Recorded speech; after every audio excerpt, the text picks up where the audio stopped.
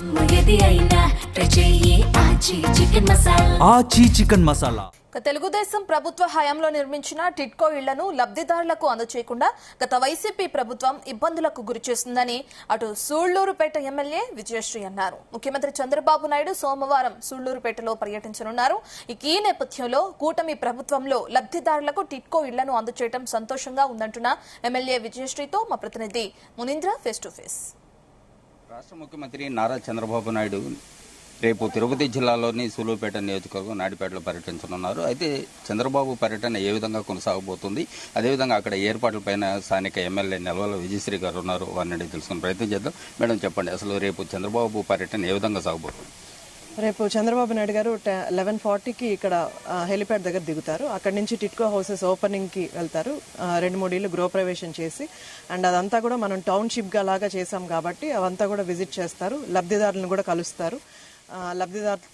లబ్ధిదారులతో మాట్లాడతారు. అది అయిపోయిన తర్వాత మనకు ఎవరైతే లబ్ధిదారులు అందరూ ఉన్నారో అలాగే ప్రజావేదిక జరిగి అక్కడ మీటింగ్ జరుగుతుంది. అది అయిపోయిన తర్వాత మాకు క్యాడర్ మీటింగ్ ఒకటి జరుగుతుంది. మొత్తం మీద అంటే ఎప్పుడైతే ఈ ఇళ్లని కూడా గత తెలుగుదేశం ప్రభుత్వ హయాంలో ఏర్పాటు చేశారు, అయితే ఆ తర్వాత వైసీపీ వచ్చినటువంటి ప్రభుత్వం ఇళ్లు అనేటివి లబ్ధిదారులకు ఇవ్వకుండా చాలా ఇబ్బందులు పడ్డారు. అయితే మళ్ళీ తిరిగి మీ ప్రభుత్వంలోనే ఆ ఇళ్లను లబ్ధిదారులకు ఇస్తున్నారు కదా, మరి దీనిపైన అంటే మీరు 2014-19లో మన ముఖ్యమంత్రి వర్యులు శ్రీ నారా చంద్రబాబు నాయుడు గారు అధికారంలో ఉన్నప్పుడే ఈ నిరుపేదలకి అవసరమైన టిడ్కో ఇళ్లను నిర్మించడం జరిగిందండి. దురదృష్టవశాత్తు మన ప్రభుత్వం పోయింది. 19లో వేరే పార్టీ అధికారంలోకి వచ్చింది. వాళ్ళు రంగులు మార్చారే తప్ప ఆ టిడ్కో ఇళ్లను కనీసం నిరుపేదలు అవసరమైన ఇళ్లను కూడా వాళ్ళకి అందించాలన్న ఆలోచన కూడా వాళ్ళకి రాలేదు. కాబట్టి 5 సంవత్సరాలు నిర్వీర్యంగానే ఆ ఇళ్లు అన్ని కూడా ఉన్నాయి. అలాగే ఎవరైతే లబ్ధిదారులు ఉన్నారో వాళ్ళందరూ కూడా రెంట్స్ కట్టుకుంటూ చాలా ఇబ్బందులు పడ్డారు. ఈవెన్ ఏ గ్రీవెన్స్కి వెళ్ళినా కూడా నన్ను టిడ్కో హౌసెస్ త్వరగా ఇప్పించండి మేడం, మన ప్రభుత్వం వచ్చింది, చంద్రబాబు నాయుడు గారు చేస్తారు అన్న నమ్మకంతో ప్రజలు నిన్నారు. ఈ రోజు ఆ నమ్మకాన్ని ఒమ్ము చేయకుండా చంద్రబాబు నాయుడు గారు మొదటి నుంచి ఇన్స్ట్రక్షన్స్ ఇచ్చారు. ఎందుకంటే గతంలో వాళ్ళు డెవలప్ చేయకపోవడమే కాకుండా అక్కడ ఉన్న వస్తువులు కూడా అంటే గ్రావెల్ కావచ్చు, ఇసుక కావచ్చు, లేకపోతే ఐరన్ మెటీరియల్స్ అంటే కిటికీలు కానీ ఇవన్నీ కూడా తీసుకెళ్లిపోయారండి.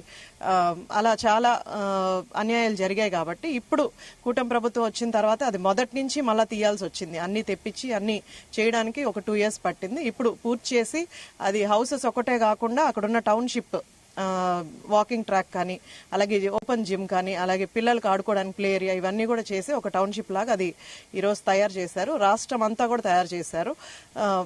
అలాంటి గృహప్రవేశాలు, ఎందుకంటే పేదవాడికి సొంత ఇంటి కళ ప్రతి ఒక్కరికి ఉంటుంది.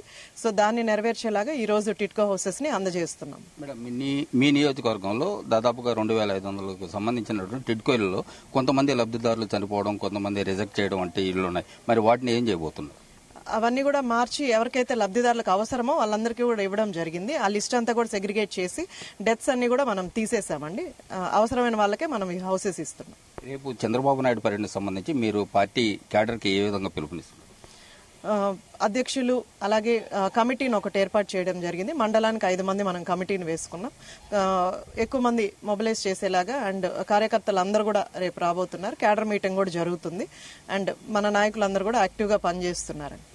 మొత్తం మీద సీఎం చంద్రబాబు నాయుడు పర్యటనను విజయవంతం చేసేదానికి స్థానిక శాసనసభ్యులు, జిల్లా అధికారులందరూ కూడా చర్యలు తీసుకుని మొత్తం మీద విజయవంతం చేసేదానికి కృషి చేస్తున్నారు. కెమెరామెన్ పరమేష్తో జీ తెలుగు న్యూస్, నెల్లూరు.